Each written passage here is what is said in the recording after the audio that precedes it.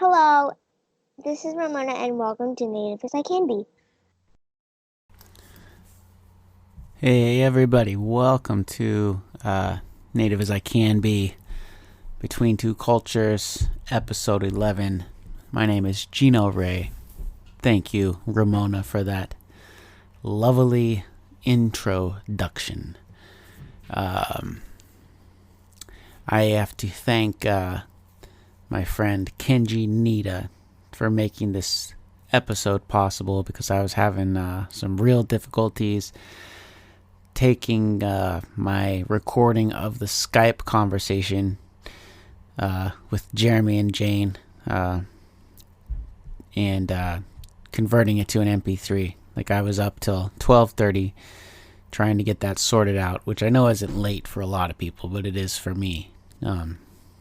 Ironically, which 12:30 used to be kind of when the party really got started, but so yeah, Kenji made it all possible. Very thankful to him for that. And because this episode is a day late, I'm just warning you ahead of time that I did not do any cleaning up of the audio from the interview.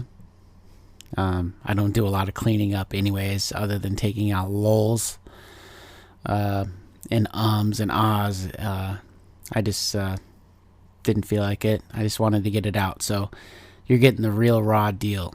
Uncut, unfiltered, uncensored. Let's see what else. So yeah, so it's my interview with Jeremy and Jane. And Jeremy's kind of an old friend of mine from Boise. Jane is his wife. They met online. He moved to Thailand to meet her. They got married. They had 2 kids. They came back. That's a very condensed version of their story. Their actual story is very interesting. And very interesting not only because they are interracial, one of my favorite subjects, but there's just a lot of things that had to work out like just right for them to be together, which you'll hear about in this interview. Also in the interview, I mentioned a book by Leonard Peltier, and that book, of course, is My Life is My Sundance. If you are Native, it's definitely worth checking out. If you're not Native, maybe it's even more worth checking out. And if you don't know who Leonard Peltier is, he was convicted of killing 2 FBI agents in the 70s, and there's a lot of fishy activity regarding his conviction, from the way the trial went down to the evidence in the trial, just not really jiving with a conviction beyond reasonable doubt. So anyways, yeah, My Life is My Sundance. It's Leonard Peltier. He wrote it from prison. Super good. Really good for natives. Really good for other people. It's just his story is one of the all-time great injustices. And I don't mean great good. I mean great as in large. So we're going to dive right into episode 11 with Jane and Jeremy. I hope you like it. It's a fun episode. It's not really breaking any ground as far as racial harmony. It's just really just catching up with a friend of mine and actually him telling me some stuff about their story I didn't know. Thank you for listening. Thank you for following me on this journey here. This is Jane and Jeremy. Let's go.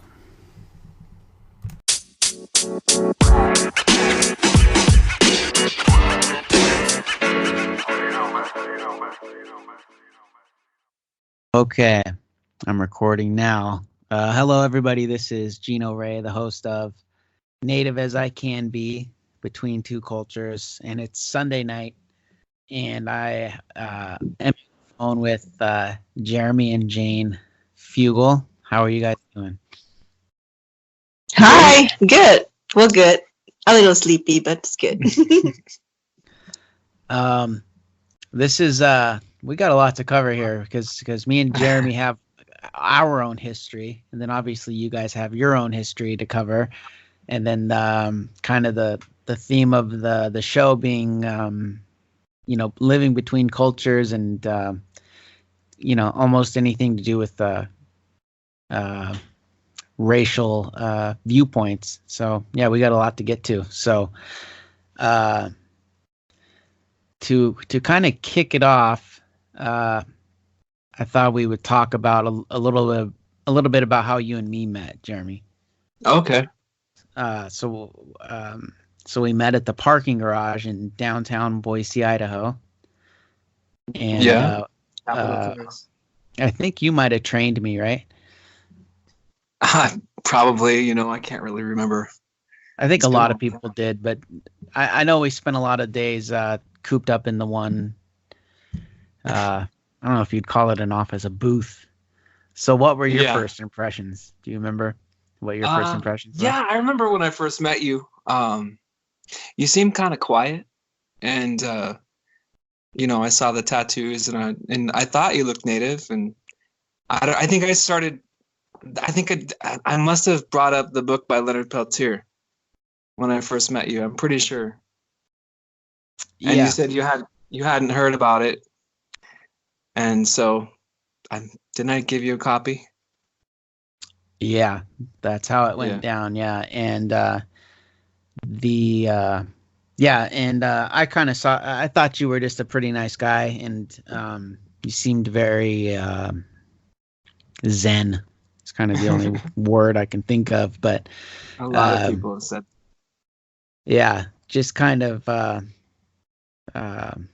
not like laid back like stoner, but just very kind of at peace, or I don't know, maybe on a different frequency than some of the people at the parking garage. But so you gave me the book, and I'd never heard of him, and I read that book, and it was a total game changer for me, and it changed my whole approach to what it meant to be native, and how I was representing myself. And I kind of felt like a fraud up until that point. I kind of just felt like I was playing native, and the book changed my outlook. So I owe a huge debt of gratitude to you for introducing that book to me. Oh. And Well, I'm really glad you read it, because it was a powerful book. I tried to get lots of people to read it, and you did, and it changed your life. So that made me super happy. Well, and I think it was that really, for me, kind of kickstarted our friendship, or at least took it to another level, because then we started messing around with music, and just kind of hanging out. And I remember my girlfriend at the time, Megan, she was like, she was very surprised that I had made a friend. and she was a little, just miffed by it, because I don't go out of my way to be friendly, and but I think the book had a lot to do with it. And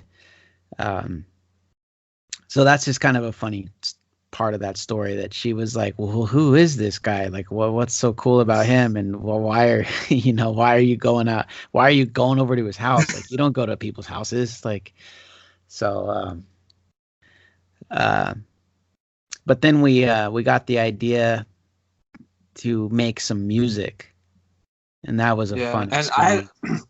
I remember reading some stuff that you had written when we were working at the parking garage, because you just sit around and kill a lot of time, and you shared with me some stuff, and you were telling me about all these ideas of like screenplays. Do you remember that? Yeah, now that you mention it, yeah. I didn't remember that I had shared any of that with you. Yeah. But I did start writing a screenplay while I was sitting in there. Yeah. You told me that I was going to be one of the characters too. Like, I was this because remember, I bring in my tea and and yeah, it was sort of like this like kind of quirky Zen-like dude. That was you told me. That's right. Yeah, I forgot about that. I don't know whatever happened to that. That's in that big pile of stuff I never finished. That's it's a very big pile. But I remember just noticing that you're a really good writer and you're really creative. At that time, I was really impressed. I was like, "Whoa, you gotta go with this," you know. And then one day we recorded a song which I hadn't heard until you sent it to me earlier today, and I'm going to put it at the end of this podcast, and okay. So people can check it out. It's definitely rough, but it was fun, and it actually has a little bit of I don't know. It's like you know, the world's ugliest dog, you know, is actually kind of cute.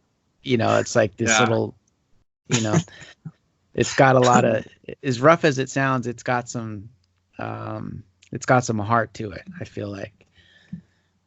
Yeah. I agree. So where business really picked up is you were telling me how you were communicating with this woman in Thailand, and you were pretty smitten. You talked pretty highly of her, and you were talking about I think when you guys would like eat meals together, right? Well, first before we go into that, we should mention why I was even chatting with anyone in Thailand. Oh yes, I did want to get into that. Yeah. Because you want to explain that? Because I wasn't planning to go to Thailand. I was planning to go to China. I've always well, not always, but I really got into like Chinese folklore, Chinese culture, Chinese indigenous religion of Taoism, and also Zen. Buddhism. Mostly Taoism though at first. And that was even like since high school. I was really into Taoism. I thought it was really interesting. So I would always read about, you know, stories from China, and I just like in the past, and like read about monks, and I don't know, I was just fascinated by it, and I wanted to go to China. And then I told you about it, I think, and you had inherited money from your sister's house, right? And it was some land, yeah. Some land, yeah. And maybe you don't remember this because at the time, I thought you remembered, but you'd said that you invited me to go to Thailand with you and Megan, right? And so that's why I chose to go to Thailand. I was like, okay, sure, I'll go with you. No, I don't remember that at all. But you don't remember that, right? See, this is where it's a little funny. But you know what I was thinking? It's very possible that you had said that when you were drinking. Very, very possible. That's very possible. But I didn't realize, you know, if you were like, I don't know. Maybe I didn't realize you were really drunk and couldn't remember it. So, anyways. Yeah. Well, so then you switched it, and so how did you? Were you on like a dating site, or how did you start communicating with Jane? Well, once I, you know, thought I was going to be going to Thailand, there was this old program called ICQ. Yeah, it's like a chat program, Mm-hmm. like before MSN, before Yahoo Messenger, those old times. It was right before MSN. The MSN Messenger became like the really popular one. And it was cool because there were these search parameters. You could talk to people all over the world. You could just put in the country, gender, age, whatever. You know, you could just randomly, you can meet these random people, And I met some really cool people with this program. It was fun. Me too. Yeah, I always search like Iceland or the country that I want to go, Spain or something like that. Nepal, I actually had that too. So when either of you were doing these searches, was there any romantic intent at the time, or was it just I just want to talk to some interesting people? Well, for me, definitely there was some romantic intent.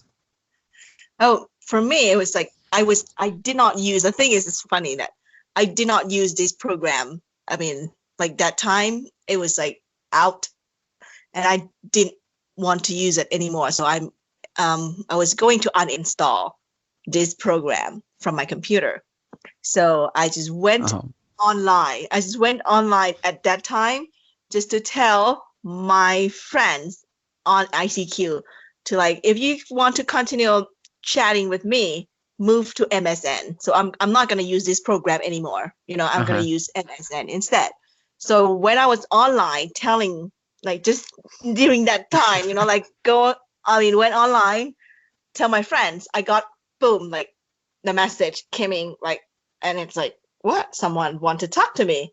And the things that I continue to talk to him because he's asking me about temple, religious, and Buddhism. I was like, oh, okay, this guy did not want to know how I look. Can you exchange pictures? You know, something like that. Not normally I got from a message like a first thing like age, sex, gender, whatever. Like, you know, what do you look like? So it's like, but this guy, I'm like, he's planning to go to Thailand. He wants to know about temple, Buddhism and stuff. It's like, oh, okay, cool. I can talk to this guy. So I didn't know that because it's not romantic. I did not looking for any relationship. I just actually broke up with my ex-boyfriend at that time. And I didn't want to do anything. So I was like, I just told him, okay, then if you want to talk to me, because at that time I was like an online, like a blogger, traveler. I give advice to people who want to come to Thailand, you know, in a blog or something. So anyone that asking about Thailand, I just give them what to do, where to go. And then he's asked the same question. So I'm like, okay, if you want to continue to chat about this, go to MSN. I'm going to uninstall this program. So no longer use it. So after I told him that, I uninstalled that. So it's good timing, right? That's if you would have waited one day, it would be a different world right now. That's unbelievable. Or even 15 minutes after, I was probably like gone and uninstalled that program. So was that so that was like an instant message? It wasn't like something he had sent the day before or something like that. It was just I think because you can search like who's online, like you put the country, the gender, and then shows who's online, and then it would show like 50 people, like, you know, accounts or whatever that's online at the moment. So I think he clicked on mine and then start chatting. So sending message to me, and I got it. Wow, that's unbelievable.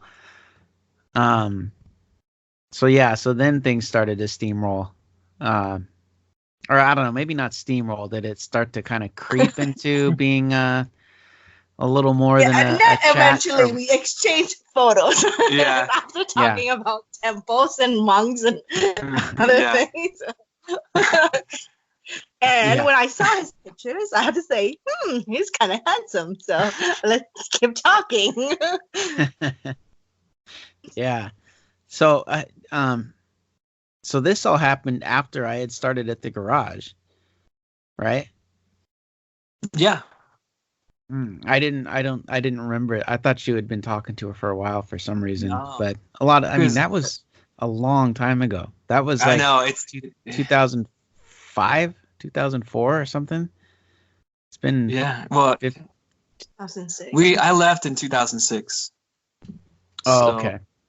So it would have been maybe 2006 or 2005. Wow.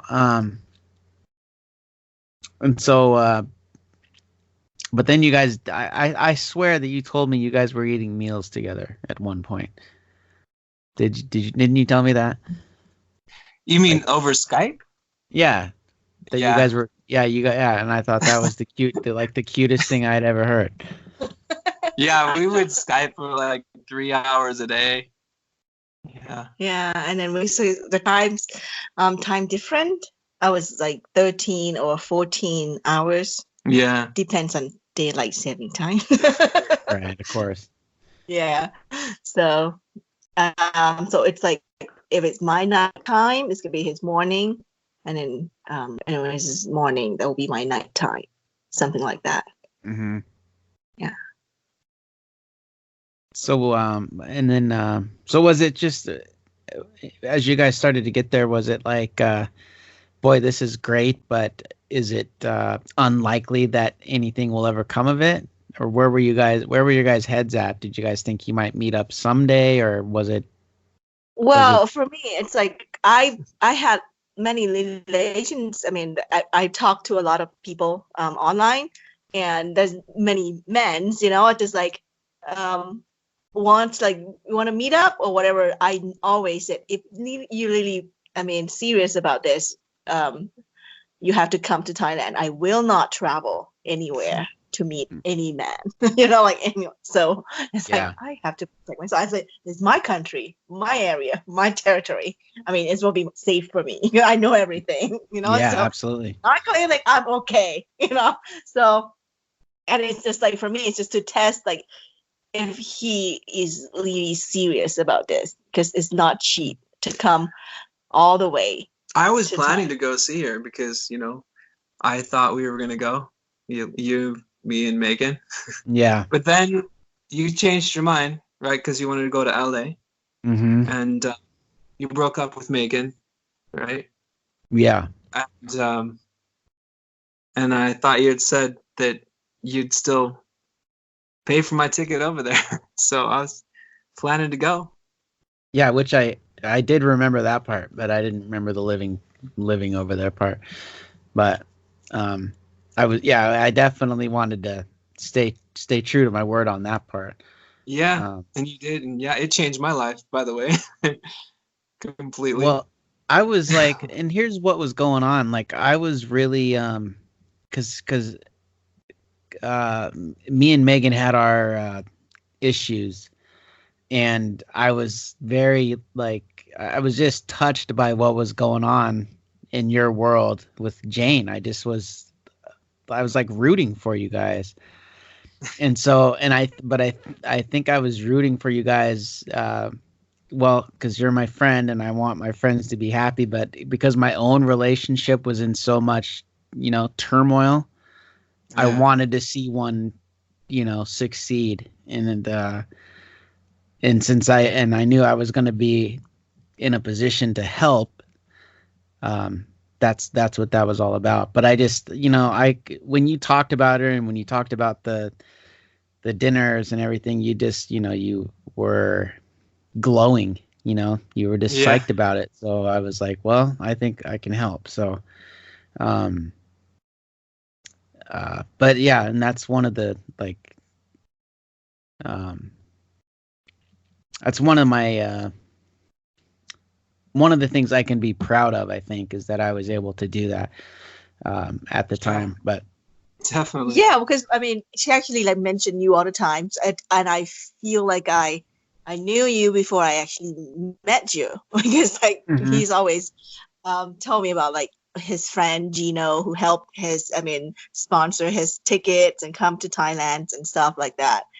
And one thing is, we didn't know that was after. I think we talked for about 3 months. Yeah, 3 months. About 3 months. Yeah, and then so I was like, so he's decided to come to Thailand, and about a year later, we actually have our wedding, a wedding reception, and I didn't know it. I mean, because I don't know you. So, and the date that we actually have our wedding is January 13th, which actually is your birthday, right? which is my birthday, yeah. And then it's like, we didn't plan or anything. I was like, whoa, the person who helped him to come to Thailand and to meet me, and finally, we actually end up getting married, and our wedding is actually on your birthday. And Right. it's like, whoa. Well, and don't Interesting. I may be a little off here, but don't you go and see someone who recommends kind of the date for the best chances of And success? didn't you hire an astrologer? Yeah, actually, I went and talked to like fortune teller, something like that, and they Mhm. have like dates to pick, you know, and because I knew that there's many dates that that's good for whatever. It's like this is a good days to do, Auspicious. yeah, something like that. But I mean, I was just look at the dates and it's like, oh, because his family, the whole family will come to our wedding, and I want best time, like weather wise, and you know, that's I don't want to choose like the time that is too hot for them to be in Thailand or something. So it's like, yeah, January is good. So it's like, oh, I'll pick this one, you know. So and Yeah. without knowing anything, I was like, oh, yeah, this one. I mean, yeah. And that's where it's I mean, and going back to the very beginning when you're talking about minutes away from deleting this program, and then Right. and then you go a year and a few months later, and my birthday is the wedding date. I mean, there's a lot of weird, things like that don't seem that coincidental to me.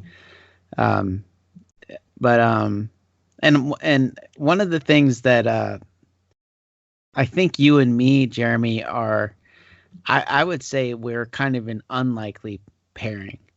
Oh, I would definitely agree. Because Yeah. I'm very introverted.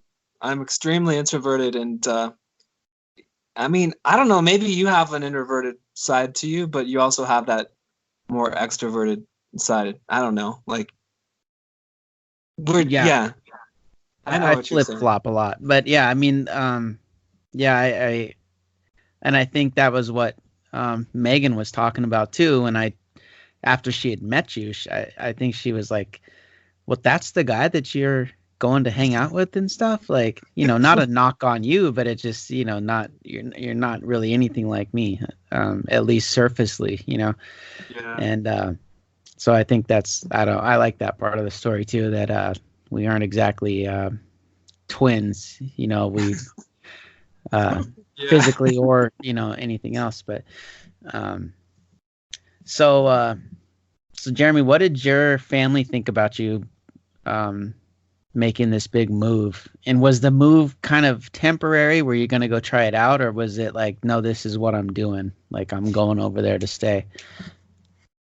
Well, I wasn't sure what would happen, I just thought I gotta go, He bought the round trip ticket. Yeah. I mean, I did buy the round trip ticket, but that's only like, okay, things don't work out, I come back. But I ended up staying for 8 years.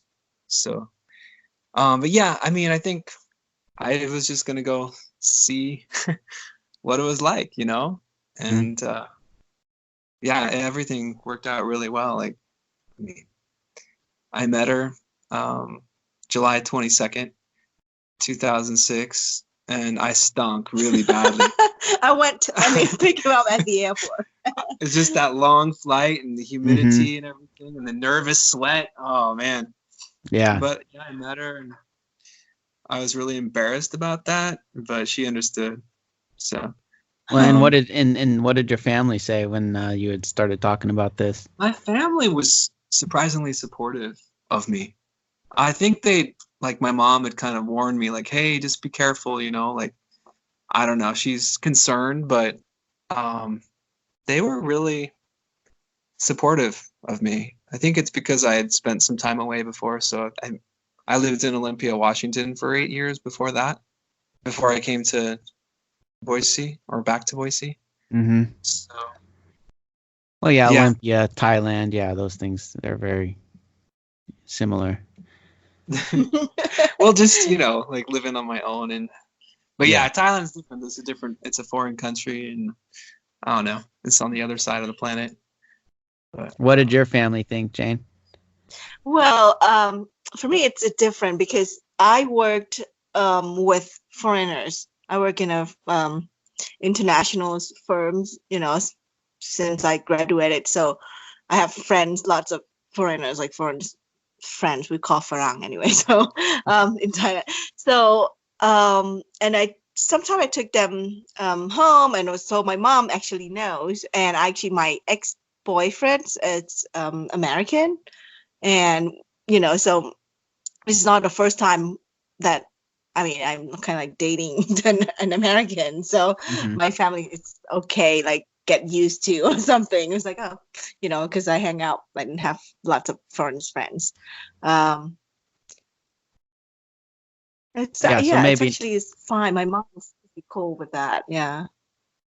so maybe not as jarring as if Not he was just with some family, because I had friends who actually dating with like in saying like foreigners, American, I think. And I think they've been dating for almost 10 years, but she never never took him to meet her parents still. It's like Whoa. that way. Yeah. So but I consider myself lucky that my mom is kind of like open about this. Yeah, me too. Mm-hmm. So was that because was it the friend's parents that were, or is that sort of just like a Thai thing that's kind of maybe it depends on each, but maybe some culture, some Thai people will not accept maybe different culture, like I don't know, because Chinese also have that problem too. I was afraid, but when I first had my my ex-boyfriend, but he was like Chinese American, so it's kind of not that bad. My mom's just like, okay, she can talk to him in Chinese too, and so I kind of understand. And then she get used to that that her daughter is dating someone who's not from Thailand, something like that. Yeah, we should probably explain, because when you say Thai, Jane's Chinese Thai. Yeah. And so it's almost like they have their own different cultural values that are separate from like the Thai values. Yeah, because my friend is like Thai, very, very Thai. Yeah. So. Oh, okay. So how does one? What makes you Chinese Thai? Is it your parents are?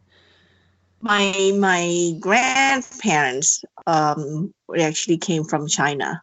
Then they moved to Thailand, and my mother, my father's was born. They're born in Thailand, so they became Thai citizens. So and maybe But their Thai parents also. are Chinese. Oh, But okay. yeah, ancestors are actually Chinese. Yeah, I don't really have any Thai.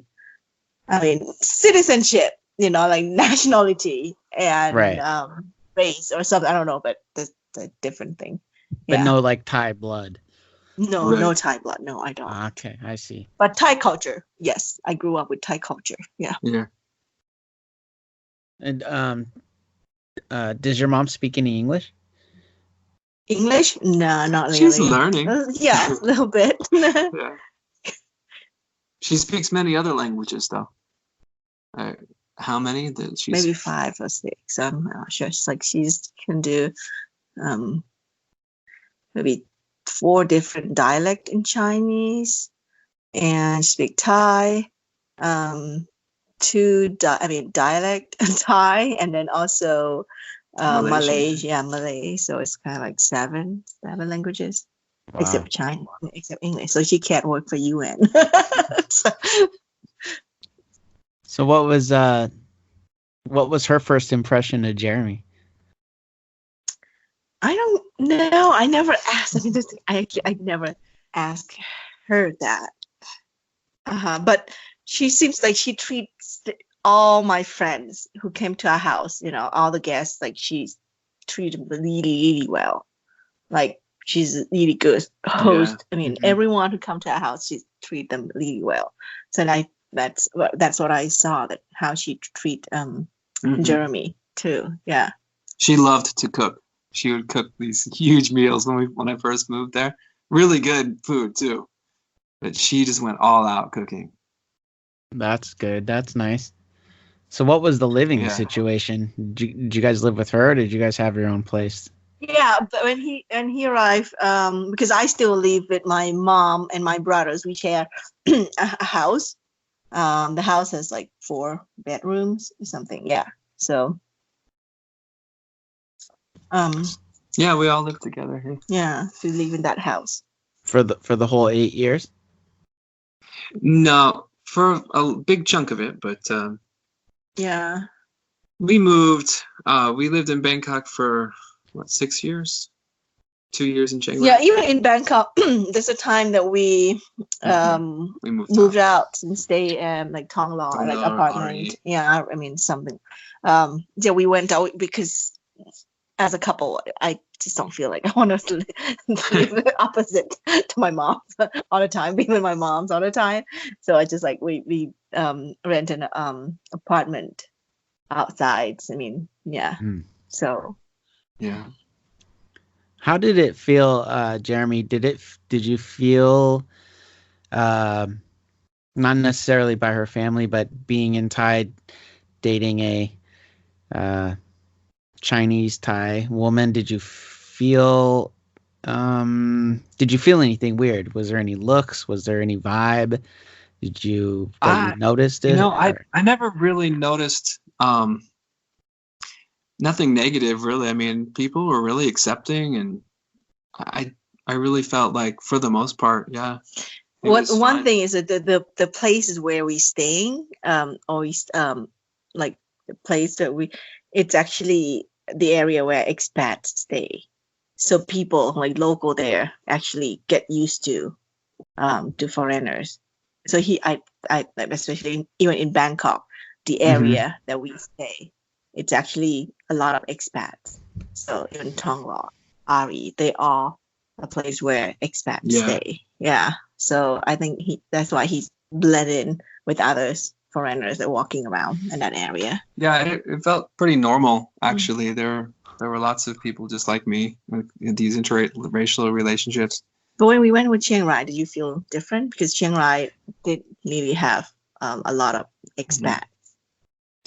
Maybe a little different, but it's still, I mean, people were pretty accepting, though. I mean, I don't know. I always felt comfortable.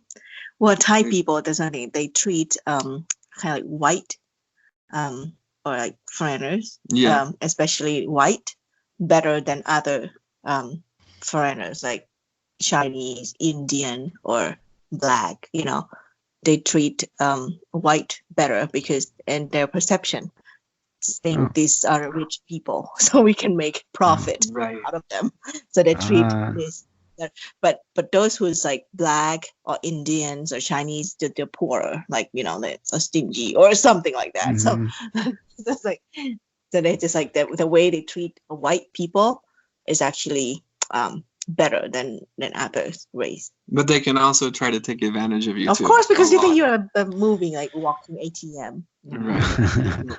A lot of times I would just try not to buy things. If I needed to buy something, I would tell Jane, hey, can you go get this? Like when I'm away. Like he walked and then he told me like, okay, in that shop, I want this. So he told me, so I just like, okay, let me deal it. So I just go and buy it. So I would get the local price. There were times when he was quoted a price, and then when they saw me, they would raise the price, even though they'd already agreed on a different price.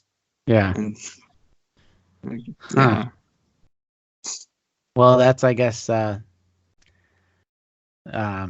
advantage and disadvantage of being white over there. Right. I suppose. Yeah. But, you know, I mean, it's about time a white man catches a break. You know what I mean? It's, I'm kidding, but. I know. Were your brothers cool with Jeremy? Was there any beef there? Yeah, my brothers. Everything. Why my brothers are his brothers? Yeah, Jane's brothers. My brothers is fine. Yeah, it's. I mean, my family, it's actually they used to, and then kind of okay with this. Yeah, as long as they kind of see Jeremy, you know, and then like get to know him, and what they care the most is that this guy can take care of me. Right. Yeah. So I should say there was a time when I was drinking more than normal, where there was some more tension, between her family. Because they don't like Yeah. to see like, oh, I don't want. But when I came back to the United States, I quit drinking completely, and so I feel like that's better. But yeah, there was a time that I kind of drank too much there. That was one incident or like some sort of period? Like No, more like a period, like several years. Pretty much the whole time in Chiang Rai, so 2 years there, and I don't know. I remember feeling kind of I don't know, like I just needed to drink to relax. yeah. I don't know. And it became a habit. And so I would have a few beers every day, but like the big Heineken ones. So Yeah, because my family, no one actually like drink. We drink occasionally, but it's really few occasions. And so for him to drink buying beers home every single day and not just one. Sometimes he bought the whole case, like dozen. So so they're not really happy because we don't. I mean, Buddhism, one of the things is it's true. because we are Buddhists, and we have 5 basic rules that you have to follow. And one of them is not to drink. And he's although you'll find it's very common though for Buddhists to drink. It's one of those rules that a lot of people break, but not at my house. Not yet.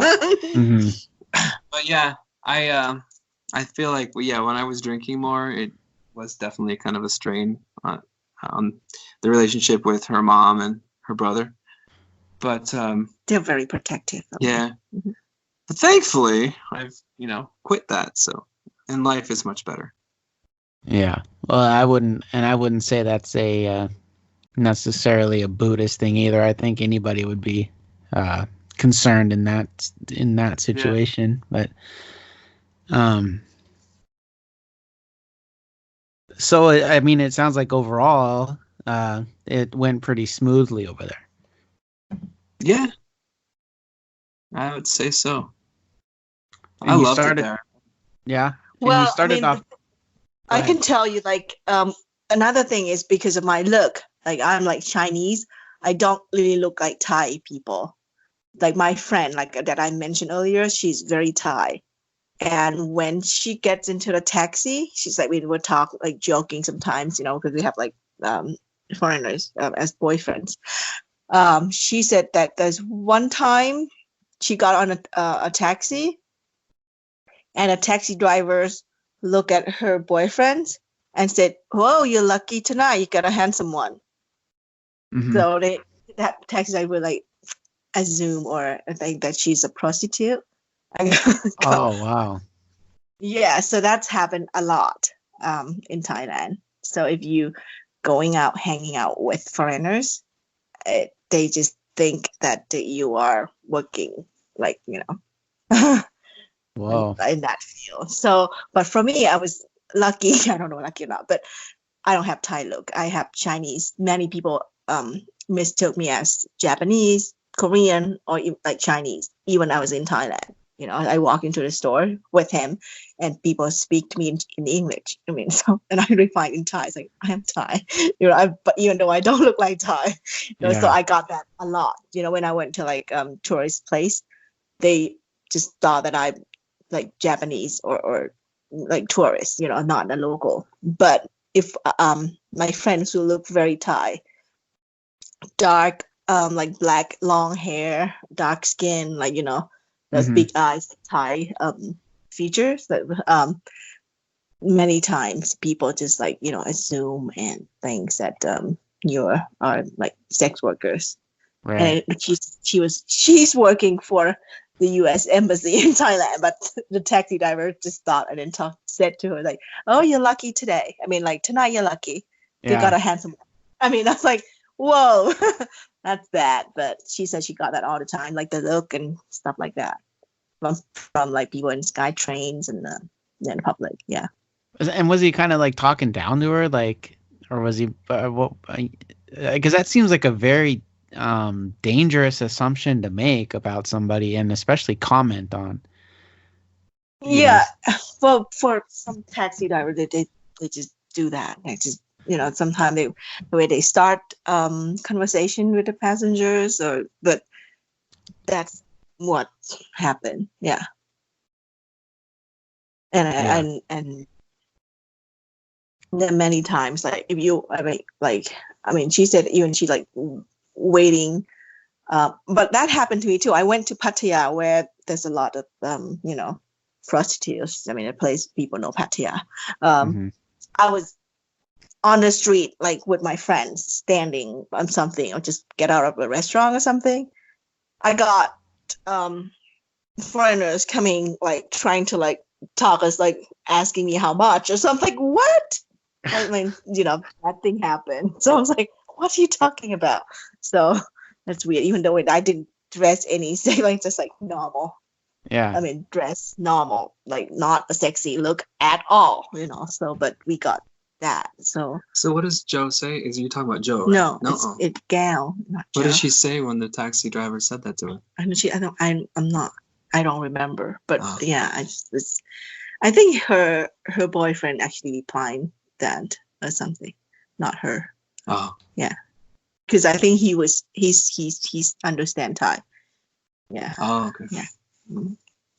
Anybody ever confuse you for a prostitute, Jeremy, while you were over there?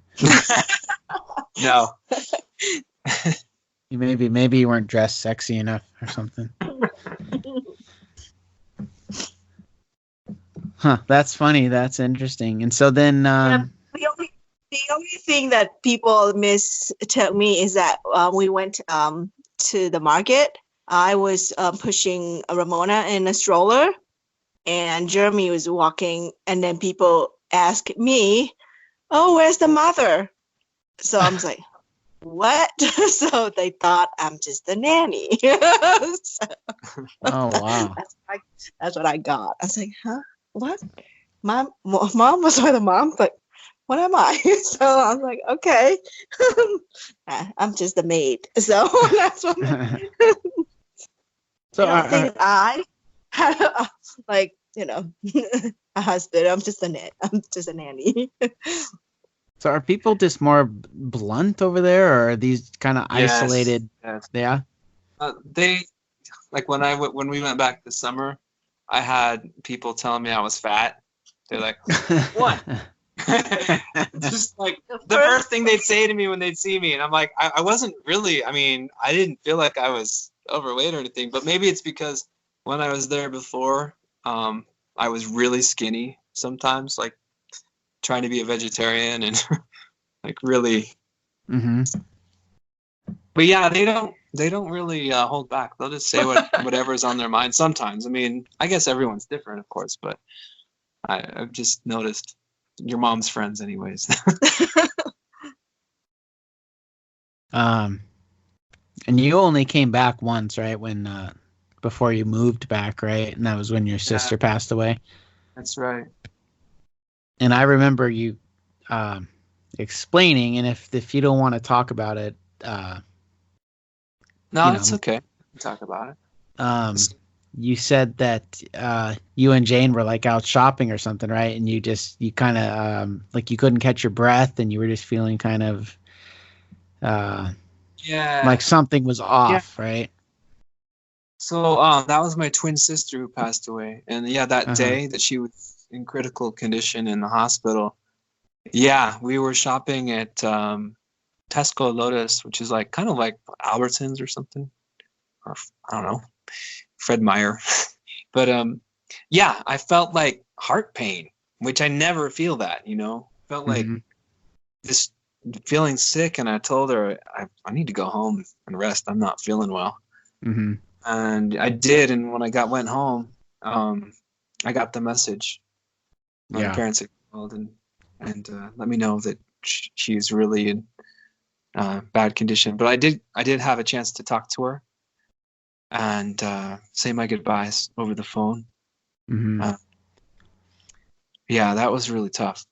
Well, the thing is that they were talking about taking out her life support. Life support, and they're not sure because they want to discuss with you. Right. And I was like, at that time, I was actually looking at her Facebook. Oh yeah. Facebook account to see. I mean, I actually like, I don't know why I went in there. I just like take a look and then see what she posted or what she did before. I mean, that day, and I found one post, the last post that she actually. What's the music? What's the song? It was a Janet Jackson song. Oh, Together Again. Yeah. And she. This is an interesting thing. She, in our family, my brother died from cystic fibrosis as well, and she said that, and I should explain, he would like to mess with electronics. After he passed away, he would like play. Well, we think this is our family story. We think that he would visit us and just kind of mess with us, like by ringing the doorbell, or like, or electronics, or it could be there was like this truck that he made for my dad's business that had like the candy logo on the truck. That thing like flew off of the cabinet that it was on, or whatever table it was on. I don't even know, but like my family really believed that he was around for many years, and he would make his appearances like on birthdays or the anniversary of his death. I mean, there was always stuff happening. I mean, you can talk to my brother or my parents, and that's what my sister said that night. No, she said before when the incident happened that her alarm, which she didn't plug in, wasn't even plugged in, not even plugged in, goes off. But when the time of his death or something like that. I wish that I had taken a screenshot of this, because once she died, I we had no access to it, but I wanted to prove like this is crazy. Yeah, so but I read that, and then she said that when she saw that and she posted a song, that she said this is the sign, like she said, Ryan, it's coming for her. Yeah, so she knew. She knew. She posted the song by Janice that say Together Again. So I told Jeremy, look at this post, and then he told his family that I think she's ready to go. And that helped them make the decision. Right. Yeah. Wow. That's really powerful. Yeah. And Heidi did the same thing that Ryan did, by the way, too. Did something with the alarm or something, or what do you mean? Not with the alarm. She on the first anniversary of her death, I remember looking outside, and I saw like these leaves. The leaves in the heart, right? Yeah. Did I show you that picture? Yeah, you sent me that. Yeah. I think you put it on my Facebook, actually. Yeah. And that just like when I saw that, and I didn't realize I saw that, and I just didn't put it two and two together that it was the first anniversary of her death, Or wait, it could have been the first one, because no, she died in 2014. It was my first year back in the United States, that anniversary. Yeah, so it must have been more like, I don't know, 4 or 5 years, but yeah, I saw that, and it's just like, I don't know, when I saw that, immediately it just seemed like it. I don't know. It's like she's trying to like say something to me. Well, yeah, I think when you know, and there's nothing you could ever prove, but when you know, and I don't think anybody could discount any of it. So that was the first time I had seen you since you had moved over there. Well, since I was standing at the airport seeing you off. Yeah. At LAX. We saw each other that you get at the some sort of little get together. But then I didn't see you again until you moved back. And then but we'd always kind of kept in touch. So you're kind of one of those friends that there can be time in between communication, but when the communication picks back up, it doesn't really, you don't have to really do anything. It's right where you left off. It feels like. Right. Yeah.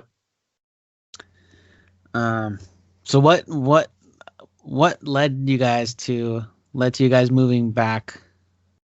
Well, for you to move back and for Jane to follow. Financial.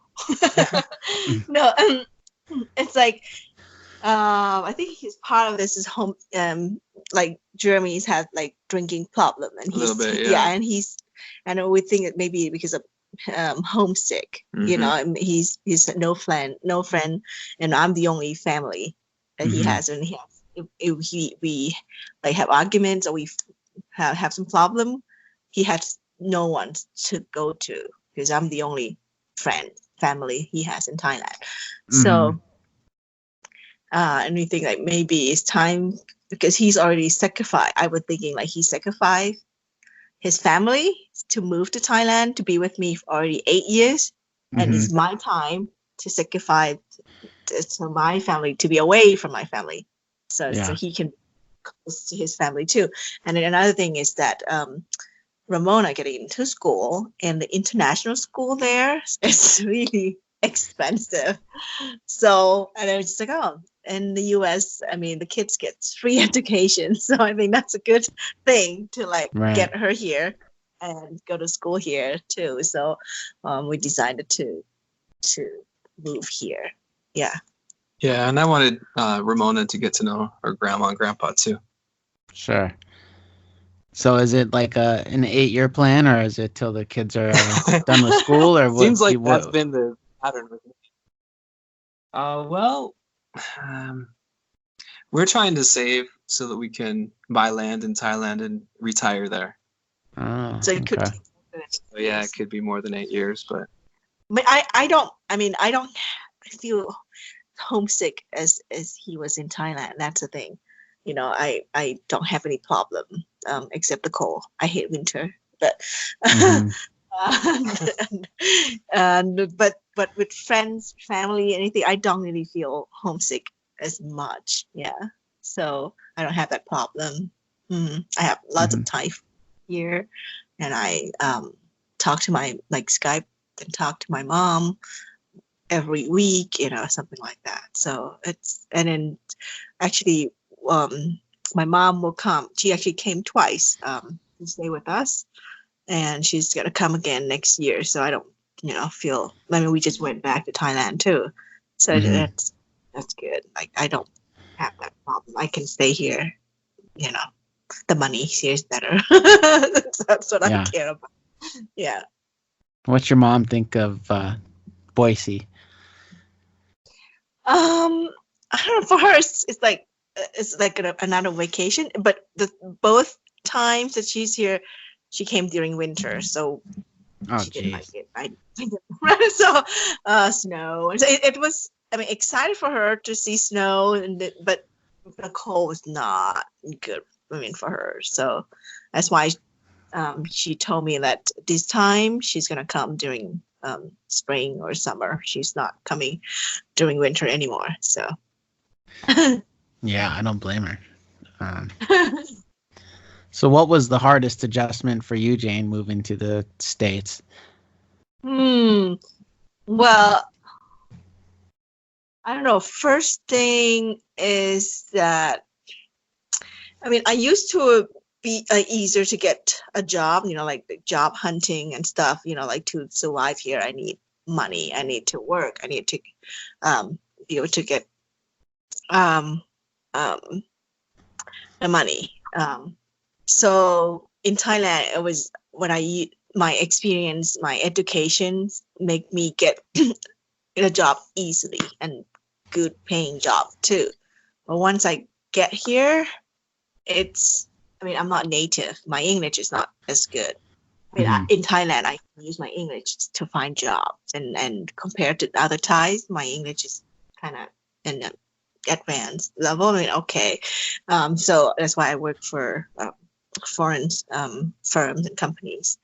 But here, when I cannot use my English or my Thai to get a job.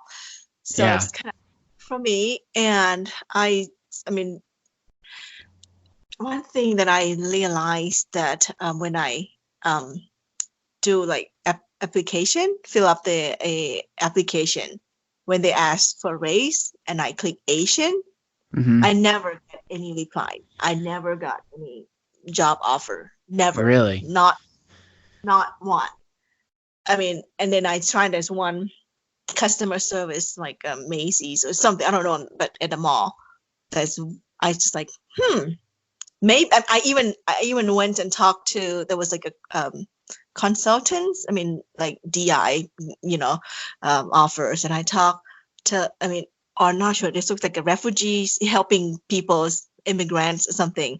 And I even asked him that should I mean I put my name as Janesara Fugal. I even asked him that should I drop the Sarah?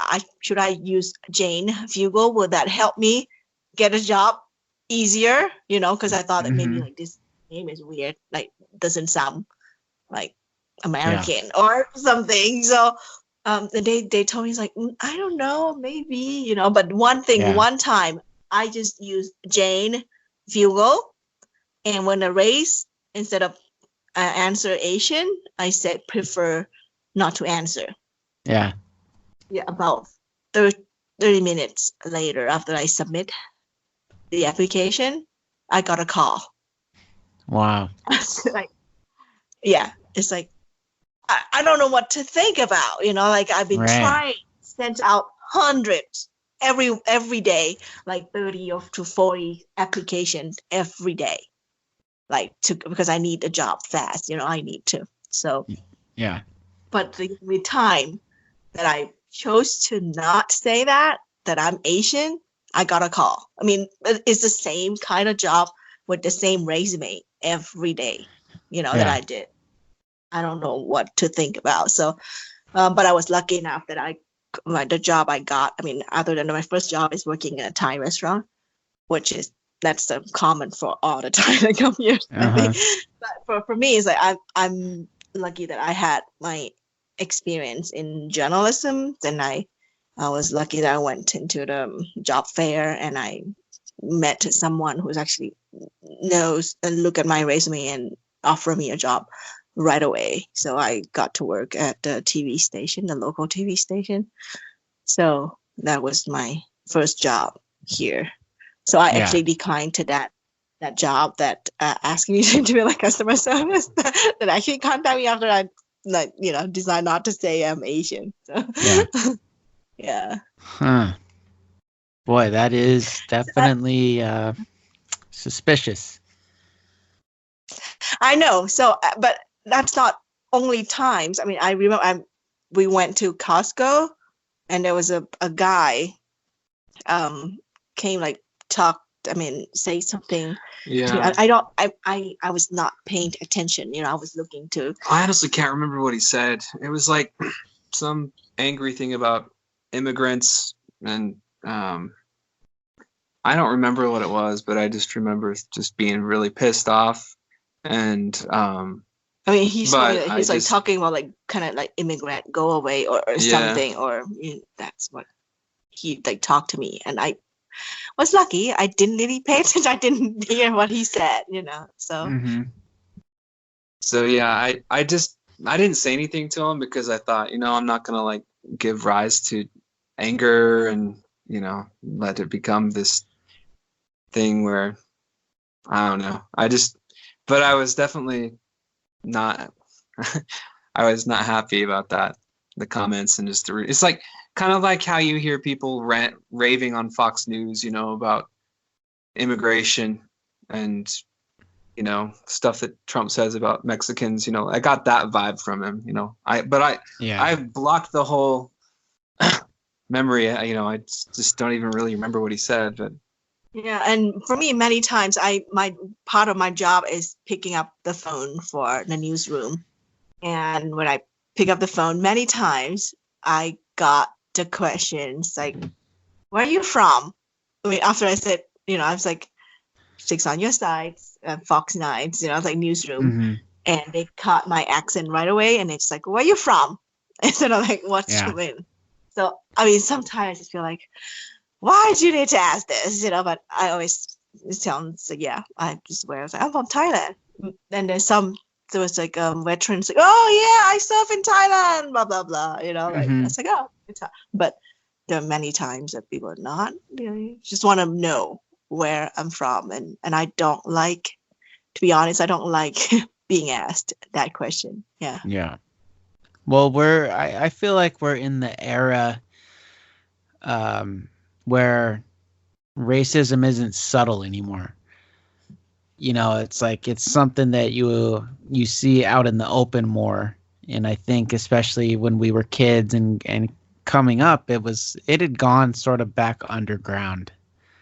And it was it just wasn't as in your face, but I think now people are comfortable again really expressing it.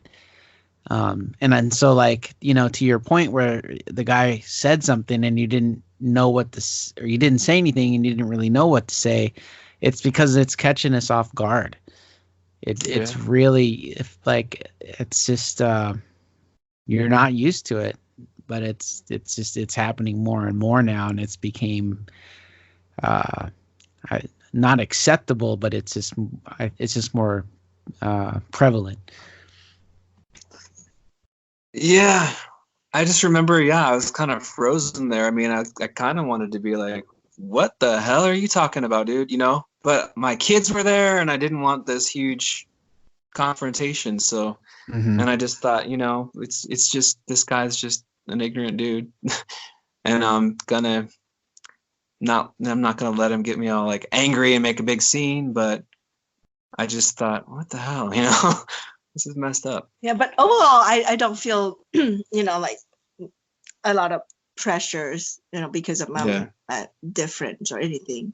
Yeah, because I see a lot of Chinese and like Asian looking people. Sometimes people mistook me for being Mexican too. So Mexican, really? yeah, I mean, so I was like, well, with dark hair, maybe, I don't know. People took me for all Asian before, so I'm used to it. So yeah, and I don't really go out. I only go to Asian market, so I only meet my kind of people. So Mhm. yeah, so I don't feel weird or having any problem living here, actually. And to be honest, like people in Boise is actually nice. I can Mhm. I can say, yeah. But maybe in California or Portland, maybe different, maybe better, nicer, friendlier towards Yeah. yeah. Well, and Idaho had that kind of reputation. I remember that's sort of one of the first things I heard when I first moved there the first time, uh, was these hate groups and things like that. But I didn't see a ton of it. Uh, but there were things here and there, and it was more, like I was saying, it was more subtle. It was more, uh, like the people crossing the street kind of thing, or people, uh, just talking to you a certain way, but not, like go back to where you came from type stuff. But yeah. um, and so, so are you at all worried about having like mixed race kids coming up in that environment, or do you think they're going to be fine? I think they'd be just fine. Yeah, I think so too. I mean, well, yeah. I mean, they're probably going to run into some people who are, I don't know, who are like that guy, but hopefully they learned how to deal with people like that. I don't know. Yeah. Well, because I'm gonna team that you are half Thai, half American, so your heritage or whatever. Then you come from two cultures, and just Mm-hmm. some people that gonna treat you different because you are different.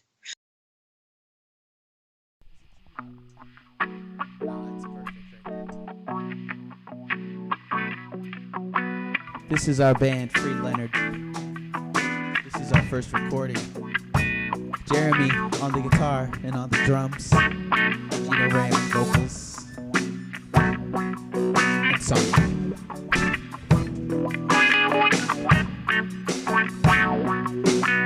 What's the difference? What does it matter? Who is the former? Who is the latter? This garage, the corporate ladder. Getting skinny, staying fat. Stressing out and staying calm. Read a book or read your palm.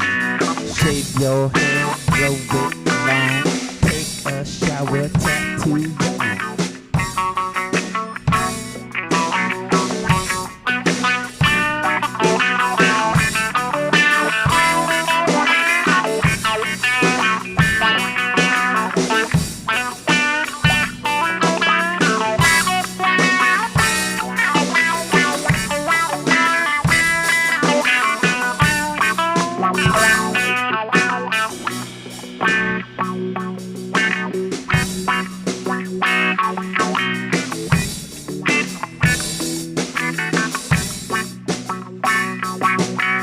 Have yourself a smoke and grab yourself a drink.